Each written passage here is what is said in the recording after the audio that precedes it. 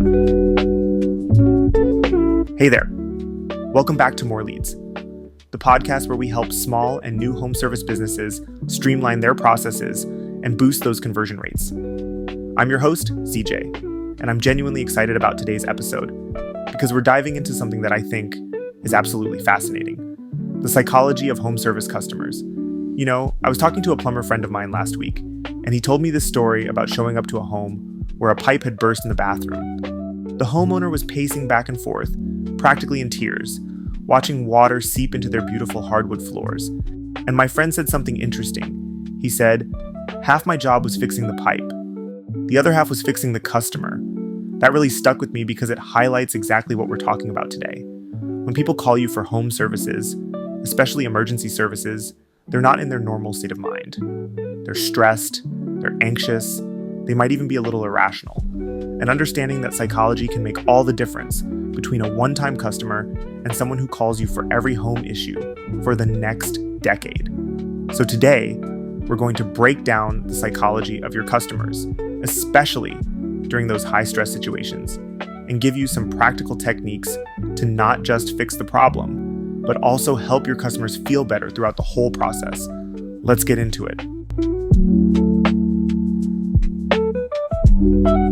When a customer's calling you because their toilet's overflowing or they've got no heat in February, their brain is literally not working normally. They're experiencing what scientists call amygdala hijack. It's when the emotional part of your brain, the amygdala, basically overrides your rational thinking. Their body's pumping out stress hormones, their heart's racing, and that part of the brain that makes smart decisions, it's basically offline. This explains so much about those crazy customer interactions, right? Like when they can't remember their own address when you ask, keep interrupting you with the same question, seem angry at you even though you didn't cause their problem, can't focus long enough to understand simple explanations. Here's a tip for you. Create an emergency call checklist for your phone team.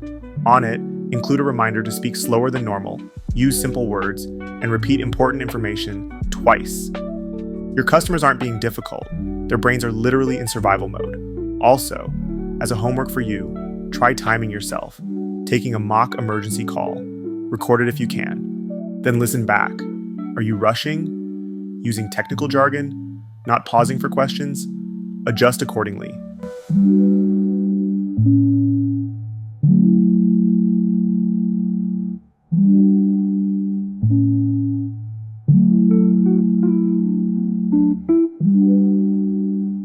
All right, so now you know your customer's brain is flooded with stress hormones.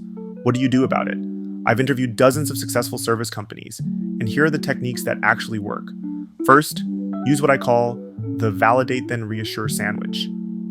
Start by acknowledging their feelings, like, "I understand how stressful this is," then immediately follow with confidence. Say something like, "We deal with this exact situation all the time." That combination is like magic.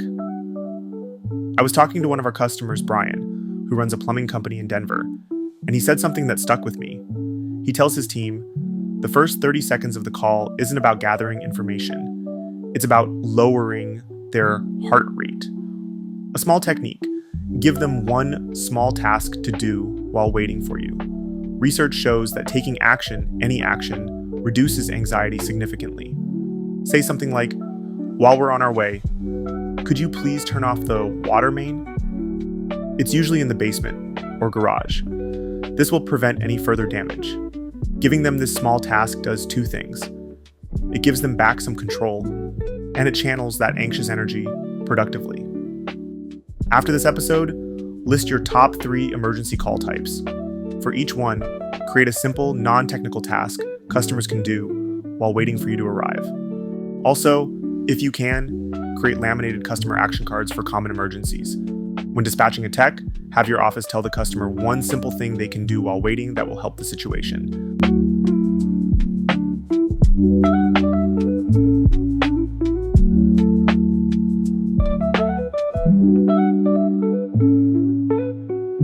Now let's talk about building trust fast. When you arrive at a stressful situation, you have about 90 seconds to establish credibility and connection. Here's my foolproof method. Ask these 3 questions in this exact order. Say, Just to make sure I understand correctly, can you show me what's happening? This validates their concern and positions you as a good listener. Have you noticed when this first started or what might have triggered it? This shows you value their insights and gives them a chance to feel helpful. On a scale of 1 to 10, how urgent does this feel to you right now? This acknowledges their stress level and gives you crucial information about their expectations. I watched one of our clients use these questions with a family whose power kept cutting out. By the time she finished asking them, you could literally see their shoulders relax. They went from panicked to partners in solving the problem.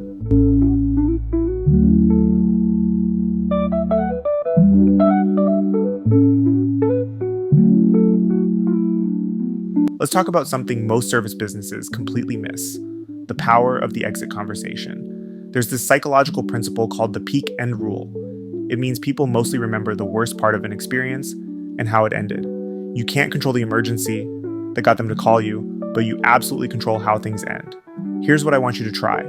Before you leave any job, take 5 minutes, literally set a timer, and educate your customer about what exactly caused their problem. In simple terms, one thing they can do to prevent it from happening again. Warning signs they should watch for in the future.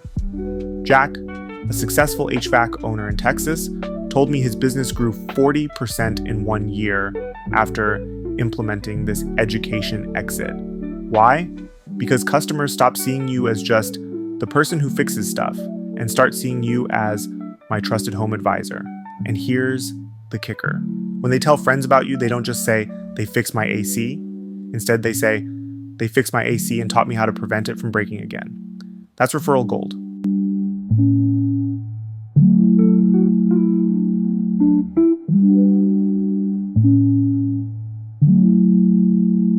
Let's get real for a minute. Emergency calls are stressful for you too. You're walking into emotional situations, often with significant damage already done, but they're also your biggest opportunity for ongoing business. Studies show that customers who have a positive experience during a high-stress situation are 3 to 5 times more likely to become lifetime customers than those who meet you during routine service. Here's how to capitalize on that. First, use what I call future pacing.